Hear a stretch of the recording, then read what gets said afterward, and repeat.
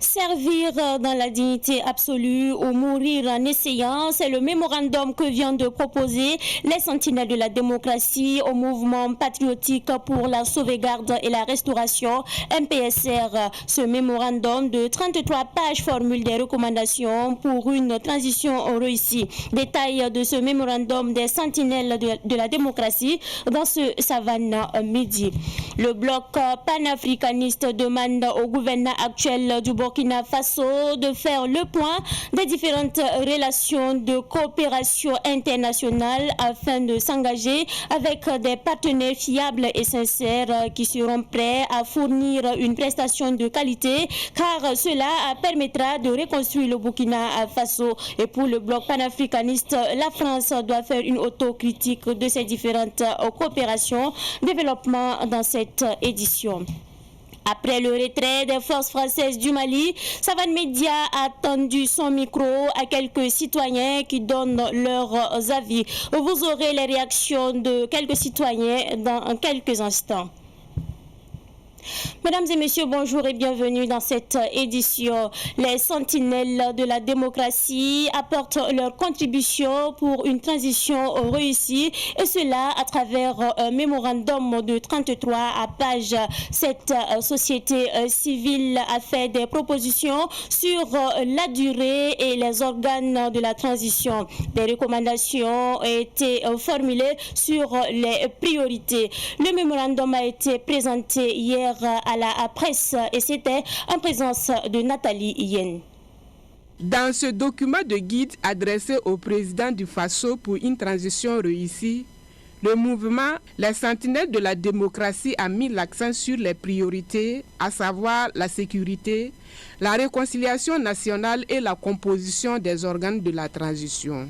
Le mouvement Les Sentinelles de la démocratie, juste au lendemain du coup d'État survenu au Burkina Faso, nous avons eu l'idée de produire un document qui va servir comme guide pour les autorités de la transition.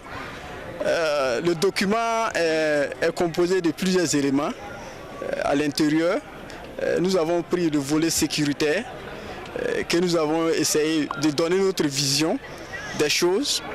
Il y a le volet économique, il y a le volet diplomatie, il y a le volet réconciliation et cohésion sociale dans le document. L'Assemblée générale est convoquée aujourd'hui, c'est juste pour adopter ce document et à la suite de cette Assemblée générale, le document sera transmis à qui des droits pour que ça puisse servir à toute la nation entière. Il faut dire aussi que c'est une manière pour les sentinelles de la démocratie d'apporter une contribution dans la gestion de la transition. Ce document de 33 pages comporte 5 chapitres de recommandations. C'est dans le 4e chapitre que les sentinelles de la démocratie proposent une restauration transitoire et finale de 2 ans avec une possibilité de prolongation d'1 an si les objectifs ne sont pas atteints. Le mouvement patriotique du Faso, en abrégé MPF, est un regroupement de jeunes nés spontanément pour soutenir le MPSR. Ce mouvement était face à la presse ce matin pour décliner ses objectifs et c'était au palais de la jeunesse et de la culture Jean-Pierre Guingané. Siblina Kelsey nous en dit plus. Le mouvement patriotique du Faso MPF veut apporter son soutien au MPSR du président du Faso, Paul-Henri Damiba. Devant la presse, le MPF a appelé l'ensemble des Burkinabés à accompagner Paul-Henri Damiba et son équipe parce que, selon le responsable du dire mouvement Mahamadou Compaoré, ce sont les membres du MPSR qui sont au front pour libérer notre pays des mains des terroristes. Eux-mêmes, ils se sont organisés, venaient au devant des choses. Voilà, pour nous apporter un autre mécanisme qui va les permettre d'éradiquer de ce fléau-là efficacement. Voilà, donc je pense que c'est dans l'intérêt de tous les Burkinabés de les soutenir. Si on ne les soutient pas, nous on va soutenir qui? Parce que c'est les mêmes qui meurent, c'est les mêmes qui se privent de tout, plaisir, passion. Oui, donc nous, si on ne les soutient pas, on va soutenir qui? Donc aujourd'hui, nous pouvons se réjouir pour dire que le Burkina Faso a un nouveau souffle. Parce que hier, nous étions symbolisés comme une pirogue. On a beau ramer, mais on n'a pas parvenu. Voilà. Mais aujourd'hui, nous sommes symbolisés comme un bateau avec un moteur. Voilà, un moteur neuf, un moteur modernisé. Donc, nous avons tous intérêt à soutenir ces personnes-là, à œuvrer à ce que ce bateau-là ne chavire pas. Pour Mahamadou Compaoré, le EMPF regroupe des jeunes de toutes les couches sociales capables d'apporter leurs idées pour la réussite de la transition. Il y a des opérateurs économiques, il y a des grands entrepreneurs. Donc c'est ce qu'on a dit, il y a toutes les couches sociales. Donc toutes ces personnes-là sont prêtes à nous apporter financièrement à ce que nous pouvons aider aussi les déplacés. Et je vais profiter de votre micro d'appeler tous les opérateurs économiques. Ils peuvent s'organiser entre eux. Je ne sais pas s'ils peuvent atteindre quelques mille personnes, mais s'organiser entre eux, faire une cotisation. Imaginez s'il y en a jusqu'à 1000 opérateurs économiques et que chacun va débloquer au moins 5 millions, on a 5 milliards. Normalement, le VDP là, normalement ça devrait être les opérateurs économiques qui devraient les prendre en charge, au lieu qu'avec un budget limité de l'État, de revenir encore prendre en charge nos VDP. Pour terminer, l'ensemble des responsables du MPF a invité tous les Burkinabés à sortir ce samedi après-midi pour encourager le MPSR et son président à travailler pour le retour de la paix afin que tous les déplacés internes puissent regagner leur localité d'origine. Le bloc panafricaniste section Burkina appelle les nouvelles autorités à revoir les relations diplomatiques en se tournant désormais vers des partenaires fiables et sincères pour des coopérations gagnant-gagnant. Selon ce mouvement, certaines coopérations diplomatiques ne favorisent pas le Burkina Faso, ce qui a trait au développement du pays. Le bloc a tenu une conférence de presse hier en présence de Germaine Farama. Le bloc panafricaniste section Burkina estime que la diplomatie est le véritable handicap à l'émergence du Burkina. Pour ce mouvement, la balance des coopérations bilatérales et multilatérales est déficitaire. Il en veut pour preuve les relations du Burkina avec les États-Unis, la France et la Chine populaire. Les États aujourd'hui coopèrent sur la base des intérêts. La Chine-Taïwan avait promis 3 hélicoptères de guerre de la dernière génération qui devraient arriver. Toutes les promesses faites, il y avait beaucoup de matériel militaire, de formation et de transfert de technologies qui devraient nous envoyer au Burkina Faso ici et former aussi nos hommes sur place. La Chine continentale a dit, et tout ce que la Chine avait promis, la Chine continentale avait promis de donner ce que la Chine Taïwan avait promis, n'a pas fait. Donc nous on dit, ils n'ont qu'à répondre à ces besoins-là très urgemment parce qu'on a un problème. Actuellement, nous sommes en temps d'insécurité. Notre armée a besoin de matériel. Qu'ils le répondent dans un bref délai. À défaut, nous allons dire à nos autorités de laisser tomber. La France, où on a dit, ça fait plus de 60 ans qu'il est avec nous. Mais nous pensons qu'il est temps que la France elle-même reconnaisse que vraiment, il y a échec et qu'il faut autocritique.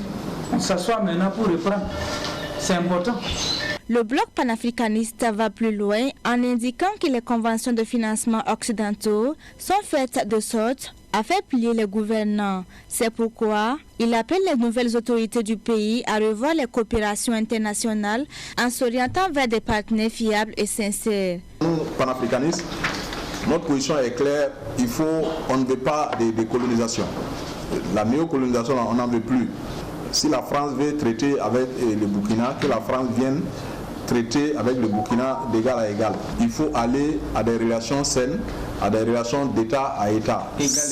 D'égal à égal. Le mouvement appelle les pays européens à respecter la souveraineté des pays africains. Le bloc panafricaniste section Burkina s'est par ailleurs réjoui du retrait des forces françaises du Mali et dit espérer que d'autres pays de la sous-région emboîteront le pas.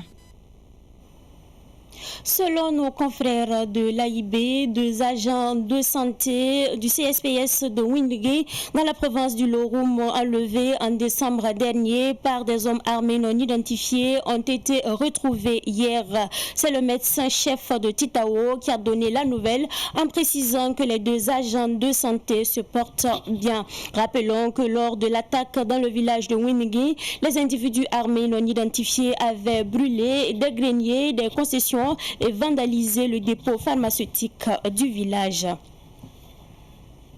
Des individus armés non identifiés auraient interdit le trafic sur l'axe Bourzanga à Djibo. Selon l'AIB, un car d'une compagnie de transport a été intercepté à 4 km de Bourzanga. 2 individus ont immobilisé le car et procédé au contrôle des identités des passagers. Ces 2 individus se sont isolés ensuite avec le chauffeur pour l'annoncer qu'ils ne veulent plus voir un transport en commun emprunter l'axe.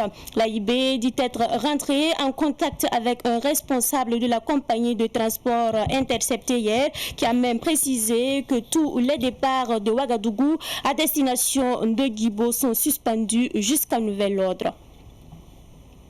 La France et ses partenaires européens ont officialisé hier le retrait militaire du Mali. Certains Ouagalais saluent le départ des forces européennes, d'autres se montrent plus sceptiques.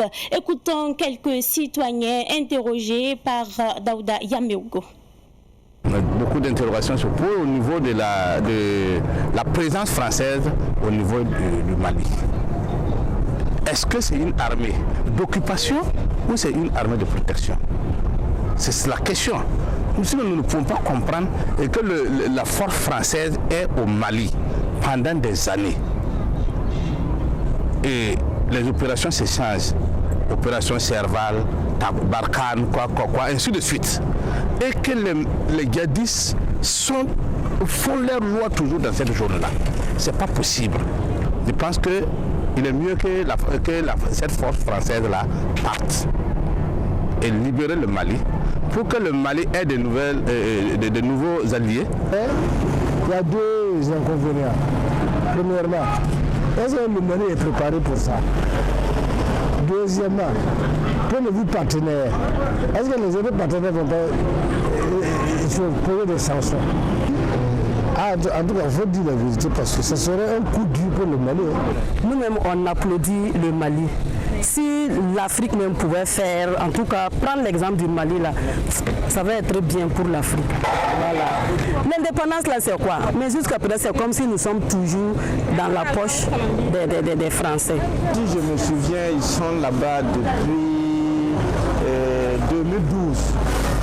Bon, 2012, je vois que par contre, par rapport au truc de tourisme, bon, j'ai pas vu un changement positif. Donc, si les autorités maliennes aujourd'hui décident que la France doit quitter leur territoire, bon, c'est leur décision, donc personne ne peut les en vouloir. Puisque la France n'a rien fait pour eux. Dans exactement 3 mois, les souscripteurs de la Cité de l'Espoir du groupe Castor Africa recevront les clés de leur logement. Les responsables de cette société sont à pied d'œuvre dans l'exécution des travaux où 700 logements seront réalisés. Les responsables de Castor Africa ont effectué hier une visite de terrain à Daguilman dans la commune de Lumbila. Plus de précisions avec Fatih Sankara.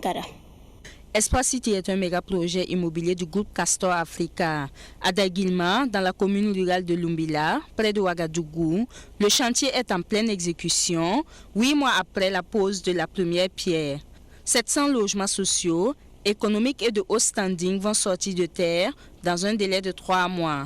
Espoir City est une cité novatrice qui met l'accent sur la qualité des matériaux et le modèle de construction. L'état d'avancement est satisfaisant selon le directeur général de Castor Africa. Espoir City s'étend vraiment sur 349 hectares qui consiste à réaliser vraiment des logements sociaux, économiques et au standing ainsi que des équipements sociaux. notamment des écoles, des centres de santé et tout ce qui va permettre à l'homme de vivre dans un environnement sain et agréable. Je pense que Castor a une valeur ajoutée. Aujourd'hui, qui est un projet, nous avons un projet vraiment fiable. On juge que c'est très important aussi de rassurer nos différents partenaires techniques et financiers.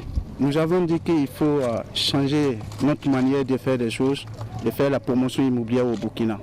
Raison pour laquelle Castor a choisi l'innovation, la fiabilité et la qualité. Voilà, si vous regardez aujourd'hui, nous ne vendons pas des illusions. Raison pour laquelle on vous invite encore de venir constater ce qui est en train de faire. L'état d'avancement des travaux réjouit également le secrétaire permanent de la politique nationale de logement. Aujourd'hui, nous avons effectivement regardé, comme vous, nous avons constaté que le promoteur, effectivement, est à pied d'œuvre. Et nous ne pouvons que l'encourager, parce que ce que nous avons vu est vraiment épatant.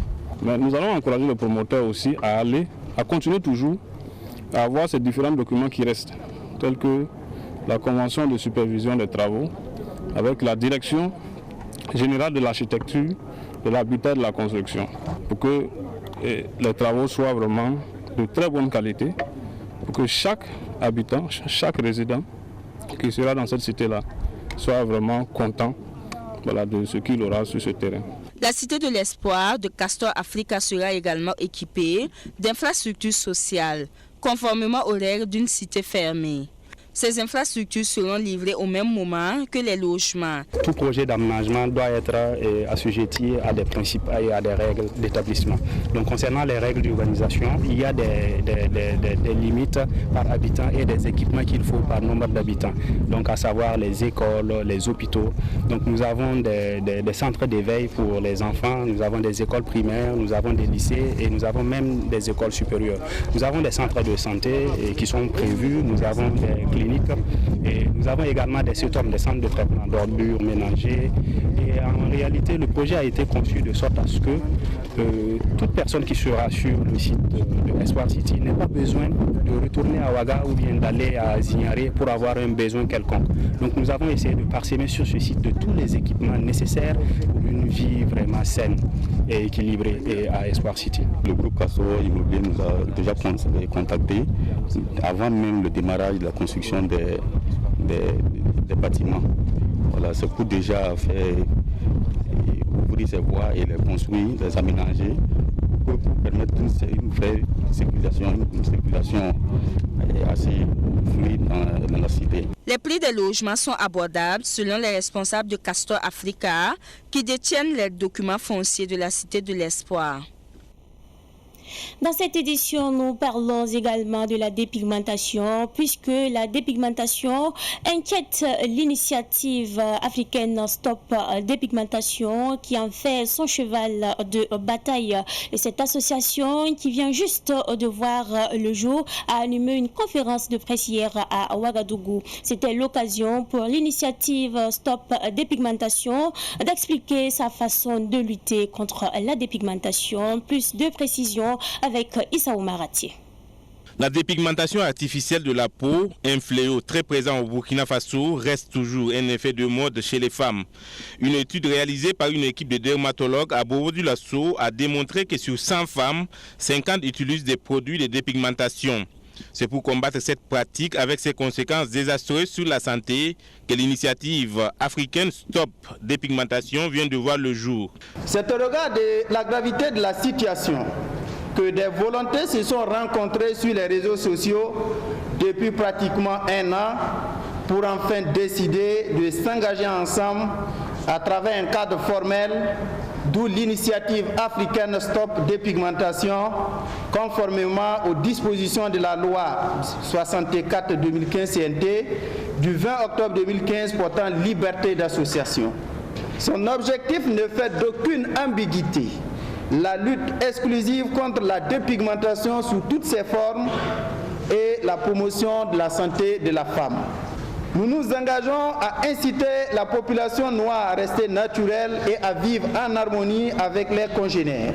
La peau claire est considérée comme une référence, mais aussi objet de séduction. Pour cette catégorie de personnes, la femme claire est plus attirante et belle cas celle de la peau noire, sans oublier ces nombreuses publicités occidentales qui font rêver les femmes de chez nous. En plus d'encourager les femmes à se dépigmenter, les hommes sont également dans la danse.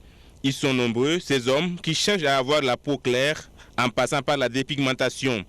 Toute chose qui amène l'initiative africaine Stop Dépigmentation à se poser des questions.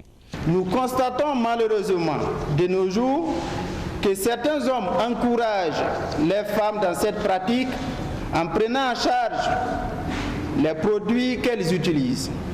De plus en plus, on voit des hommes se dépigmenter alors qu'on attribuait cette pratique à des femmes. Ainsi, on croise des hommes qui ne sont pas naturellement de peau claire. Cela nous amène à nous demander si toutes ces personnes qui se dépigmentent la peau sont réellement conscientes des conséquences de cette pratique. L'initiative appelle les autorités à mettre l'accent sur la sensibilisation pour freiner le fléau de la dépigmentation et les femmes à la prise de conscience. Page internationale avant de refermer cette édition. Le 6e sommet Union européenne-Union africaine se termine à Bruxelles ce vendredi. Après 2 jours de discussion, les 2 continents tentent de renouveler leur partenariat dans plusieurs domaines. Les échanges tournent autour des questions de développement, de sécurité, de la gouvernance ou encore du changement climatique.